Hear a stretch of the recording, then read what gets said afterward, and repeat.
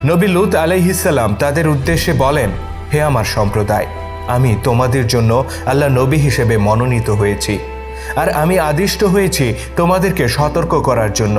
তোমরা এমন এক পাপে লিপ্ত হয়েছ যা অন্য কোনো জাতি আগে কখনো করেনি। অতএব আমি আশঙ্কা করি তোমাদের উপর এমন শাস্তি নেমে আসবে যা ইতিপূর্বে আর কোনো জাতিকে ভোগ করতে হয়নি। আমি তোমাদেরকে আহ্বান করছি, তোমরা আল্লাহ পাকের বিধানের প্রতি নিজেদেরকে সমর্পণ করো আর এই অপকর্ম থেকে ফিরে এসো। আমার এই আহ্বানের বিনিময়ে আমি তোমাদের কাছে কোনো প্রতিদান চাই না। তোমরা যদি এই মহাসত্যের ডাকে সাড়া না দাও, তবে নিশ্চয়ই তোমাদেরকে ভয়ানক পরিণতি ভোগ করতে হবে। আল্লাহ নবীর এই কথা শুনে অহংকারী নগরবাসী তাকে নিয়ে উপহাস করতে শুরু করে। তারা বলে, ওহে লূত, তুমি তো শুদ্ধাচারী, তুমি কেন আমাদের এই পাপের নগরীতে এসেছ? তুমি এই জনপদ ছেড়ে চলে যাও আর কোনো গর্তের মধ্যে নিজেকে লুকিয়ে রাখো। আমাদের এই প্রাচুর্য, এই ধন